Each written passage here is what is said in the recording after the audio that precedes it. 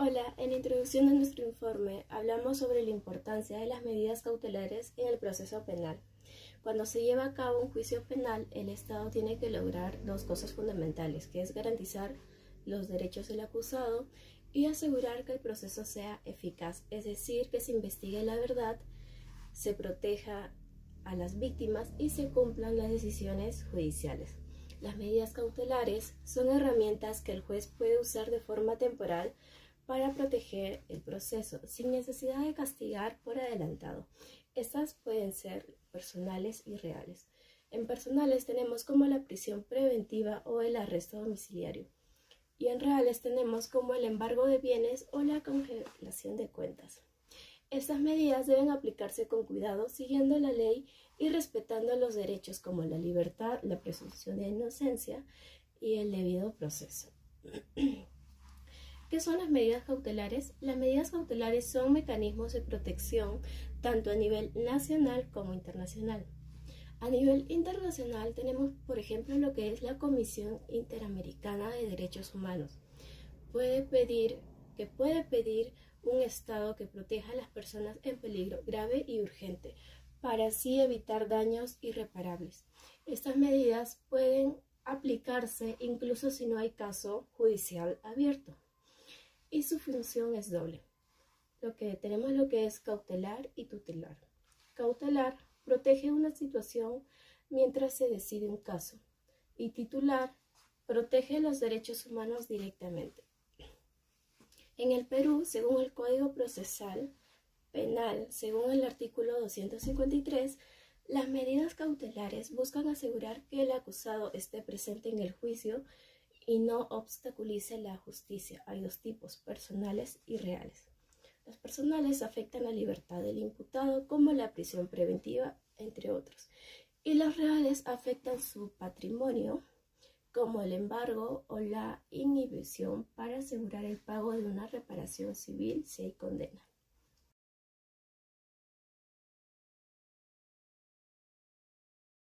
Las medidas cautelares personales son herramientas excepcionales y provisionales que el juez debe ordenar durante el proceso penal para asegurar que ésta se desarrolle correctamente. Su objetivo principal no es anticipar una condena, sino es garantizar que el imputado esté presente durante el proceso, evitar también que se obstaculice la investigación y prevenir que se cometan nuevos delitos mientras dura el juicio.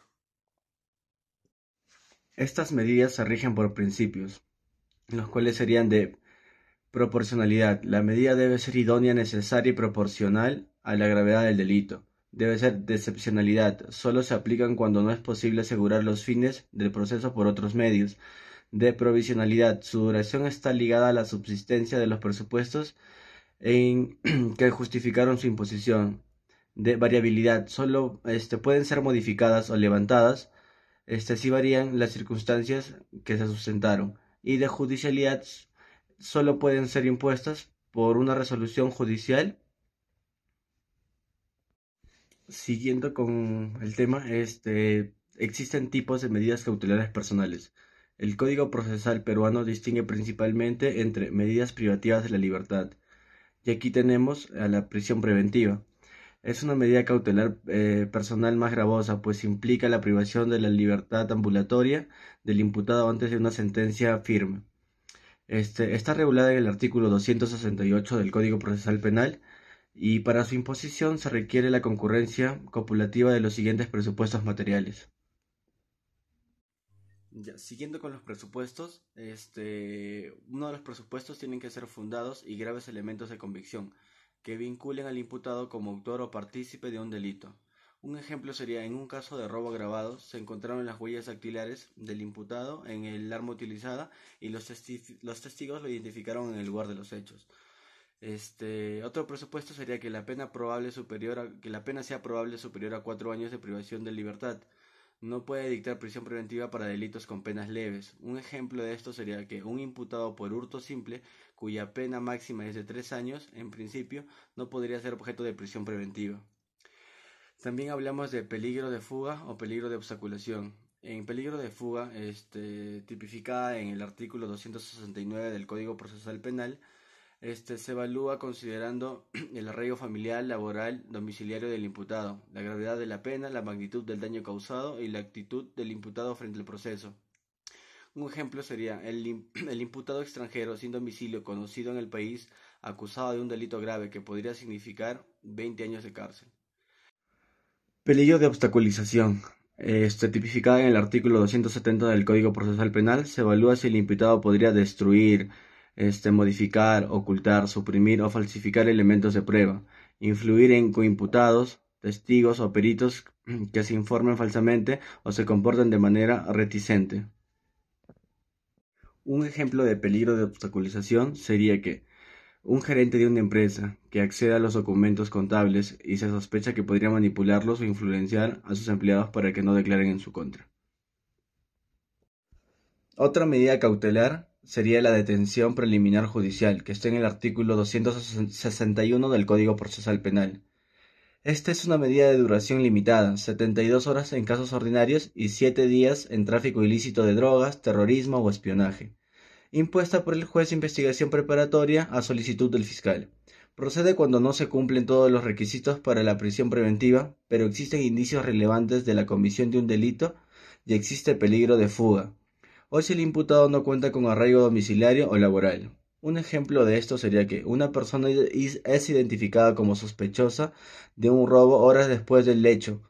No se tienen todos los elementos para una prisión preventiva, pero hay riesgo de que huya antes de que se puedan reunir más pruebas.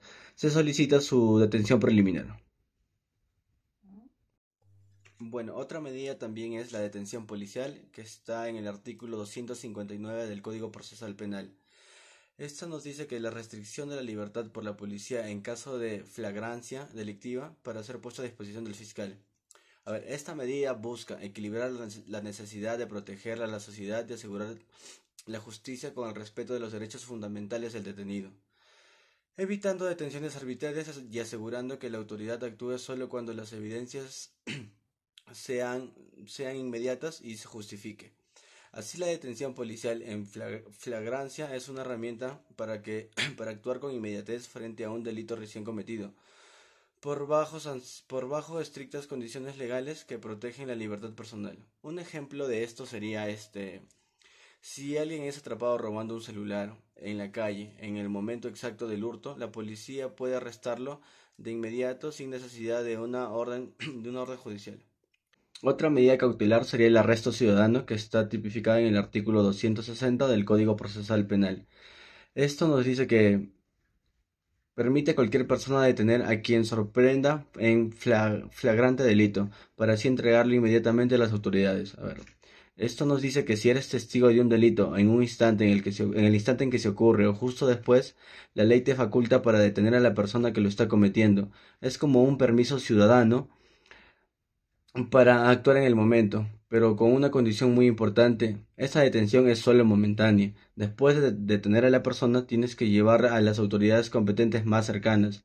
Además, hay otro punto crucial, que también entregues cualquier objeto que esté relacionado con el delito.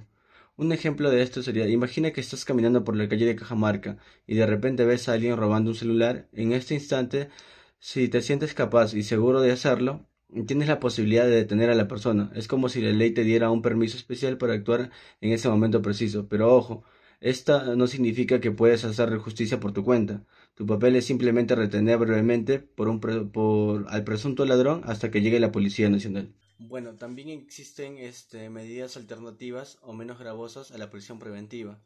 Estas están estipuladas en el artículo 286 en adelante del Código Procesal Penal.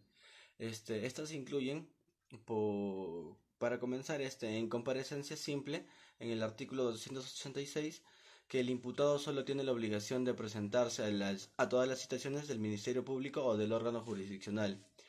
Imagina que una persona está siendo investigada por un delito aquí en Cajamarca, pero la situación no es tan grave como para enviarla a la cárcel mientras dure el proceso.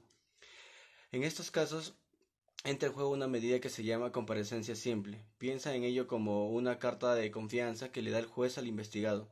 No van a meter a prisión preventiva ni siquiera si el fiscal lo pidió, si el juez ve que no hay razones de eso para hacerlo. Un ejemplo sería si un imputado por lesiones leves, con arraigo y sin antecedentes, a quien solo se le requiere su presencia cuando sea necesario y cuando sea citado. Pero así como hay comparecencia simple, también hay otra medida cautelar que es la comparecencia restringida, que está en el artículo 287 del Código Procesal Penal. Esta nos dice que se impone cuando la prisión preventiva no es necesaria, pero existen indicios de peligro de fuga u obstaculización que ameriten ciertas restricciones, ¿no? Estas, bueno, vamos a hablar de algunas de ellas. Una sería obligación de no ausentarse del lugar de residencia sin autorización judicial. Un ejemplo sería un imputado debe solicitar permiso al juez si desea viajar a otra ciudad. 2. Comparecer cada cierto tiempo ante el juzgado o la comisaría. Un ejemplo sería, un imputado debe firmar el cuaderno de control cada 15 días en la comisaría de su jurisdicción. 3. Prohibición de concurrir a determinados lugares o de comunicarse con determinadas personas. Ejemplo, un imputado por violencia familiar tiene prohibido acercarse al domicilio de la víctima o comunicarse con ella. 4. Internamiento provisional en un establecimiento de salud o de rehabilitación, si el estado de salud del imputado lo requiere. Un ejemplo sería, un imputado con problemas de adicción a las drogas se le ordena internamiento en un centro de rehabilitación. 5. Caución económica, que está en el artículo 290 del Código Procesal Penal, es una suma de dinero que el imputado deposita o garantiza y que se pierde si incumple las obligaciones impuestas de fuga. Un ejemplo sería si un imputado por estafa debe depositar 50.000 soles como caución si no asiste a una audiencia. La caución podría ser ejecutada. Impedimento de salida del país. En el artículo 295 del Código Procesal Penal. A ver, esta medida nos dice que se restringe el derecho de libre tránsito del imputado, impidiéndole abandonar el territorio nacional. Procede cuando existen elementos de convicción de la comisión de un delito y de un peligro razonable de fuga. Puede imponerse con o sin comparecencia restringida. Un ejemplo sería si un exfuncionario público investigado por corrupción con bienes y contactos en el extranjero a quienes se le prohíbe salir del país para asegurar su presencia en el proceso. También tenemos a la detención domiciliaria que está en el artículo 290 del Código Procesal Penal. Esto nos dice que el imputado debe permanecer en su domicilio. A ver, la detención domiciliaria es como una forma de proteger a la persona investigada. En lugar de ir a prisión, se le permite permanecer en su casa, pero bajo ciertas condiciones, las cuales serían edad avanzada, enfermedad grave, discapacidad, embarazo y algunas más. Es una manera de asegurar que su salud no se vea afectada gravemente o que que su dignidad se mantenga, lo cual podría ser difícil en un centro penitenciario. Un ejemplo sería si un hombre de 70 años está siendo investigado por un delito y aunque se cumplen las condiciones para dictar prisión preventiva, el juez opta por imponerle detención domiciliaria debido a su avanzada edad y una enfermedad crónica que necesita atención médica continua. Seguimos con la suspensión preventiva de derechos, que está en el artículo 297 del Código Procesal Penal. Esta restringe temporalmente ciertos derechos específicos como la patria potestad, la tutela, la curatela, ejercicios de cargos públicos o privados, o la tenencia y porte de armas. Esta medida se utiliza especialmente cuando el delito que se está investigando implica que la persona pueda perder ciertos derechos, ya sea como parte principal de la pena o como un castigo adicional. También se aplica cuando es necesario evitar que esta persona vuelva a cometer delitos parecidos o interfiera en la investigación, protegiendo así tanto a la sociedad como el proceso judicial. Un ejemplo sería, imaginemos que un funcionario público que está siendo investigado por corrupción, para evitar que pueda entorpecer la investigación o seguir cometiendo actos ilegales, se le puede suspender temporalmente de su cargo. Esta medida busca proteger el proceso y garantizar que la justicia pueda actuar sin interferencias mientras se esclarecen los hechos. Y para finalizar tenemos la medida de internación preventiva que está en el artículo 293 del Código Procesal Penal. Es una medida cautelar particular que autoriza al juez a ordenar a que un imputado sea alojado en un centro psiquiátrico cuando, a través de un informe pericial, se confirma que padece de una grave alteración o deficiencia de las capacidades mentales que lo convierten en un riesgo para sí mismo y para otras personas. Un ejemplo sería que imaginemos que una persona está siendo investigada por un delito grave, pero durante el proceso se descubre gracias a un examen psiquiátrico que sufre de una enfermedad mental seria que dificulta comprender o controlar sus acciones y que además puede representar un riesgo para quienes lo rodean. En esta situación, el juez puede decidir que sea internado en un hospital psiquiátrico, no solo para que reciba el tratamiento que necesita, sino también para proteger a la comunidad mientras se sigue adelantando el proceso judicial. Esta medida busca cuidar tanto a la persona como a la sociedad, garantizando que se atiendan las necesidades de la salud mental sin dejar de lado a la justicia.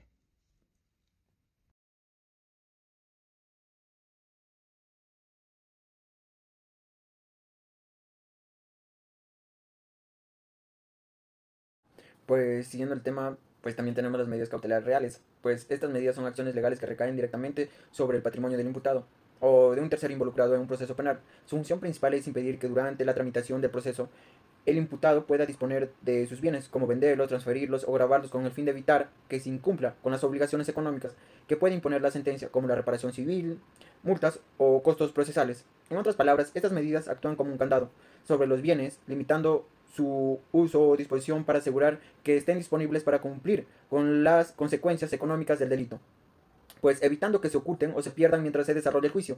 Estas medidas se dictan sin notificación previa al imputado o a un tercero para evitar que se oculten o se dispongan de los bienes y se basan en una probabilidad razonable de que el imputado esté vinculado al delito, a diferencia de las medidas cautelares reales, que requieren un nivel de certeza mayor.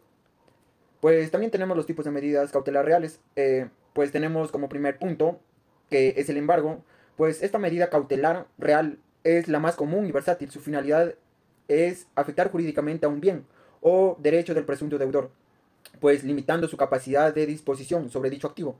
Esto significa necesariamente que un bien sea retenido de su posición, sino que se queda bajo la afectación judicial y no pueda ser libremente vendido o donado o grabado sin autorización del juez, pues garantizando así su disponibilidad para una eventual ejecución.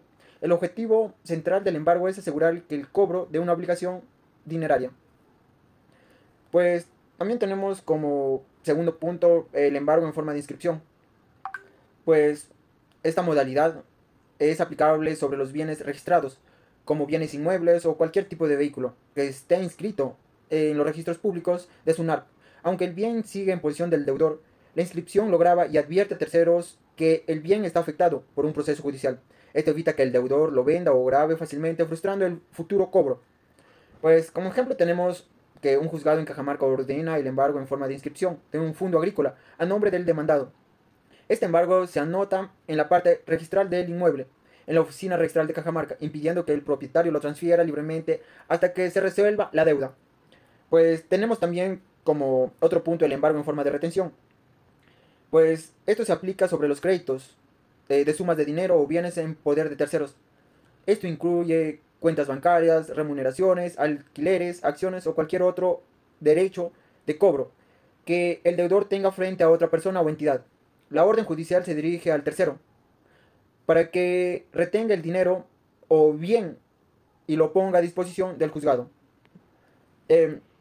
Como ejemplo tenemos que un juez de paz letrado en Cajamarca ordena a una entidad bancaria local retener un monto específico de la cuenta de ahorros del deudor para garantizar así el pago de la deuda por un préstamo personal. Como otro punto también tenemos el embargo en forma de intervención. Pues esta modalidad implica el nombramiento de una intervención judicial que fiscaliza la administración de una empresa o la recaudación de ingresos específicos del deudor.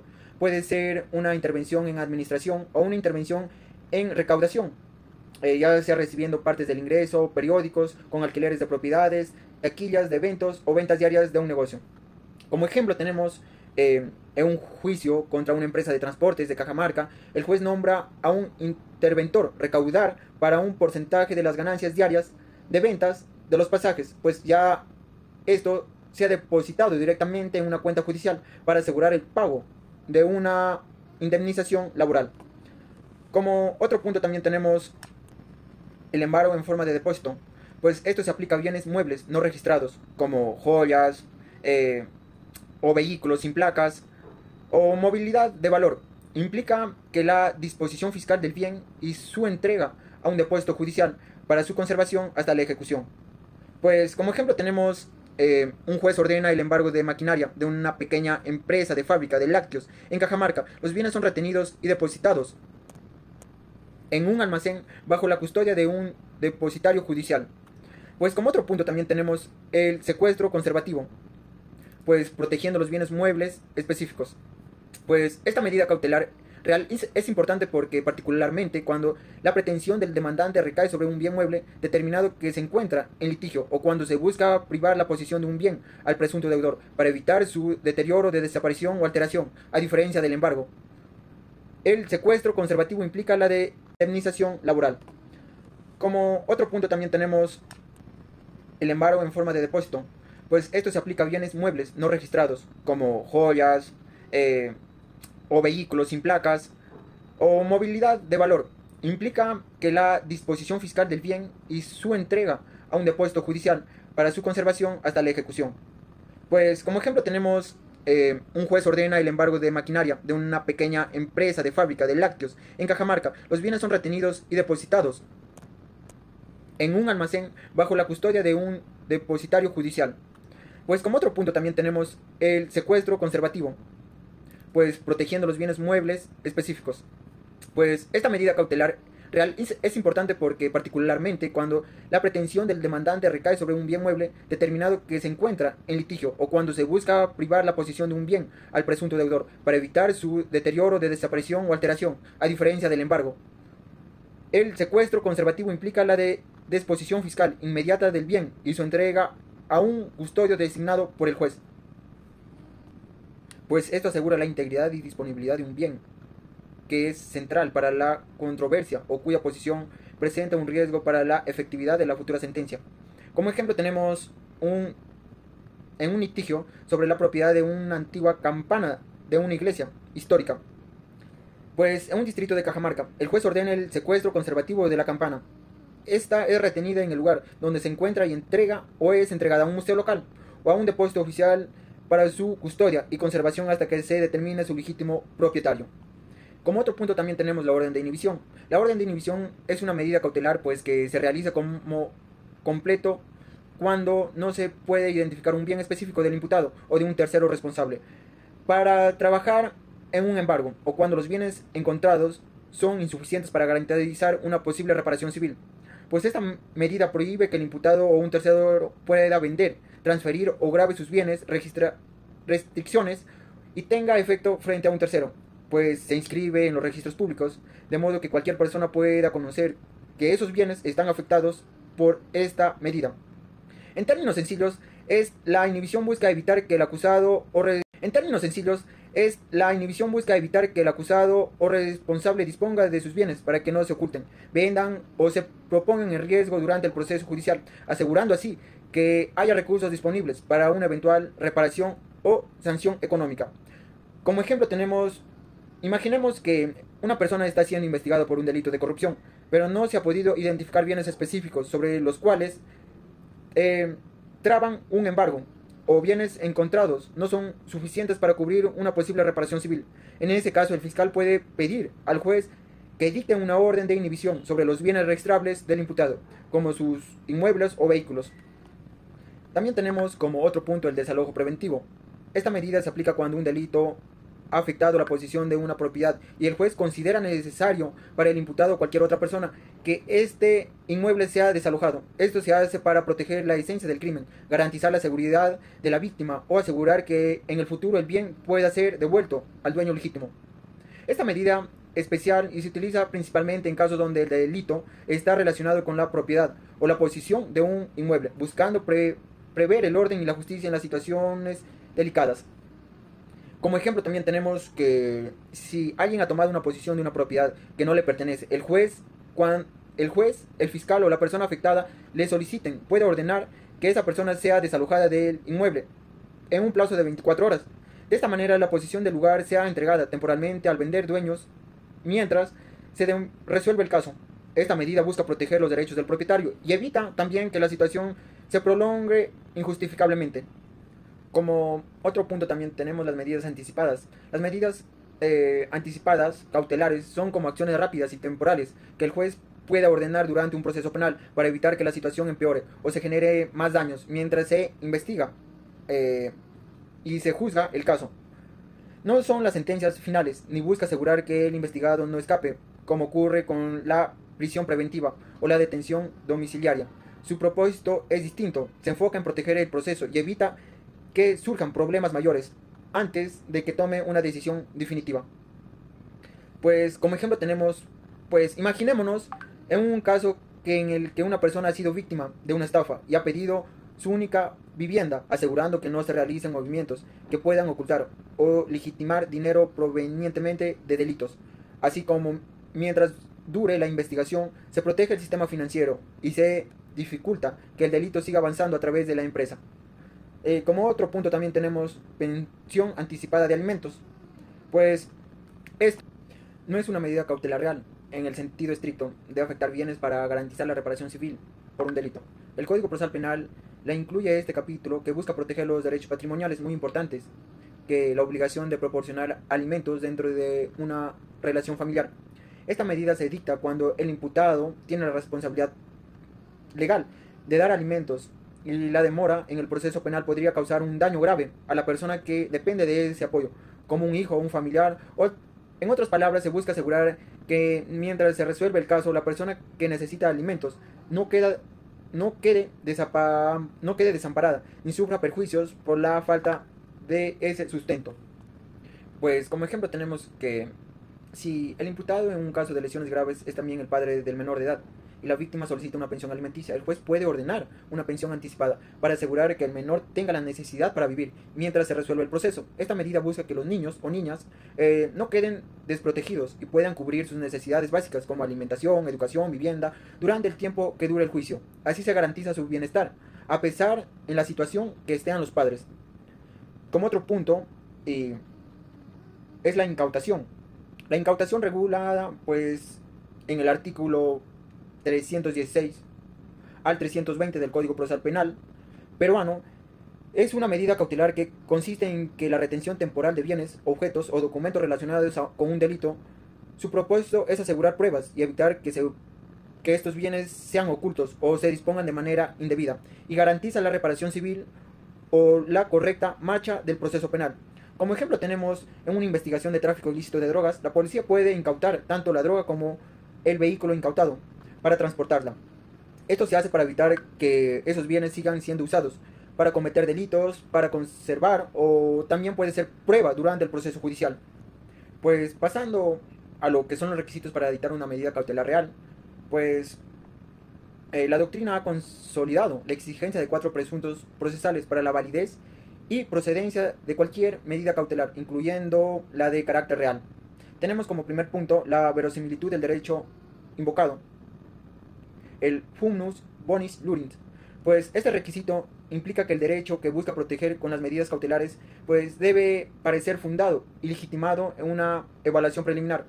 No se exige certeza absoluta, proporcionada de la sentencia definitiva, sino una apariencia razonable de que la pretensión principal tendrá éxito. El juez realiza un juicio de probabilidad basado en lo que son los documentos y pruebas presentadas, en formarse una convicción provisional sobre la validez del derecho.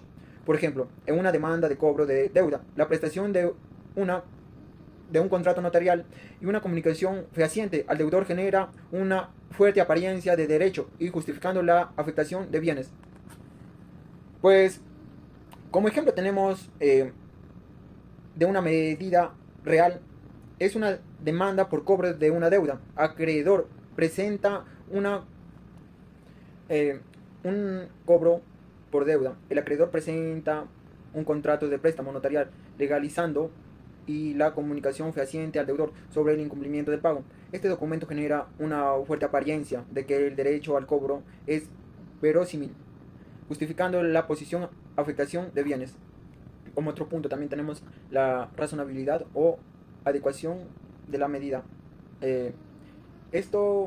Esta medida cautelar debe ser idónea, necesaria y proporcional para asegurar la efectividad de la sentencia futura, sin exceder lo indispensable, ni causar un perjuicio desproporcionado al demandado. El juez debe verificar que la medida sea la menos gravosa, pero eficaz. Por ejemplo, no es razonable embargar un inmueble de valor muy superior a la deuda cuando existe otros bienes suficientes para cubrirlo. Como ejemplo tenemos que una medida real, si la deuda asciende hacia otros bienes de menor valor, no puede cubrir el monto. Una medida más razonable sería el embargo de un vehículo o una cuenta bancaria. El debe garantizar al afectado la reparación de posibles daños que la medida pudiera causar si luego se determina que fue injustificada. La contracautela puede ser real, personal, y en ciertos casos puede ser dispensada, por ejemplo, en un proceso de alimentos, en un inmueble. El demandado puede depositar una suma en una cuenta judicial para responder por eventuales daños. Tenemos los tipos de contracautela, por lo cual está en el artículo 603 del Código Procesal Civil Peruano. Contracautela real, tenemos la contracautela juratoria y tenemos como último la dispensación.